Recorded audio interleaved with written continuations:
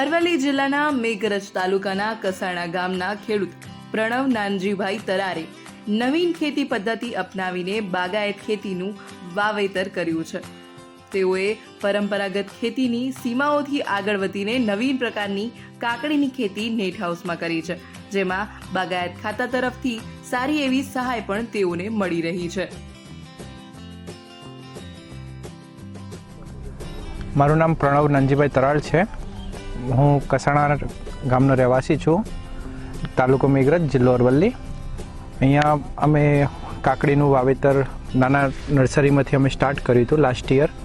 એમાંથી અમને પ્રોડક્શનને સારું એવું રહ્યું, પ્રોફિટ રેશિયો બી સારો છે ને એમાંથી ઇન્સ્પિરેશન લઈને અમે આ મોટો એક એકરનું નેટ હાઉસ કર્યું.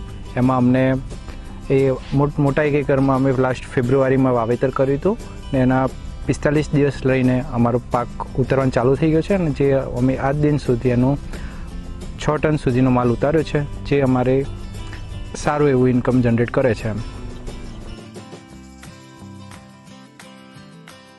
કાકડીની ખેતી ટૂંકા ગાળાની ખેતી હોવાના કારણે ખેડૂતો હવે આ ખેતી વધારે પસંદ કરી રહ્યા છે. આ ઉપરાંત નેટ હાઉસમાં ખેતી કરવાના કારણે બાહ્ય પરિબળોના કારણે ખેડૂતને હવે નુકસાન થતું નથી, જેના કારણે ખેડૂત આમાં વધારે નફો મેળવી શકે છે.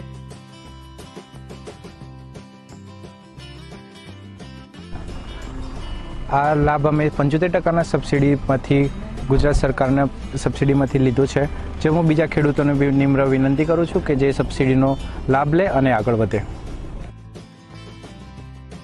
28 વર્ષીય યુવા ખેડૂતે ભણતર પત્યા પછી ખેતી શરૂ કરી છે, જેમાં પ્રથમ નાના પાયે ખેતીની શરૂઆત કરીને અત્યારે 1 એકરમાં તેઓ કાકડીની ખેતી કરી રહ્યા છે, જેમાં 30 થી લઈને 40 ટન સુધીનું ઉત્પાદન આ વર્ષે તેઓને કાકડીમાં મળે તેવી આશા છે.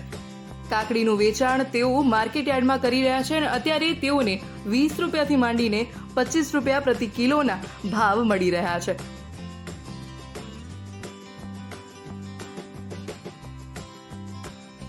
ખેડૂત પ્રણવભાઈ જણાવે છે કે છેલ્લા 3 અઠવાડિયાથી આ કાકડીની વીણી શરૂ કરવામાં આવી છે.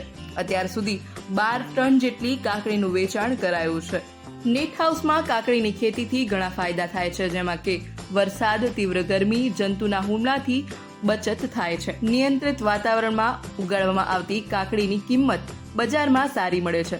હાલ આ કાકડીના ભાવ 20 રૂપિયાથી લઈને 25 રૂપિયા પ્રતિ કિલોના મળી રહે છે. આ ખેતી પરંપરાગત ખેતીની તુલનામાં ઓછા પાણી અને ઓછા ખર્ચે વધારે ઉત્પાદન આપી રહી છે.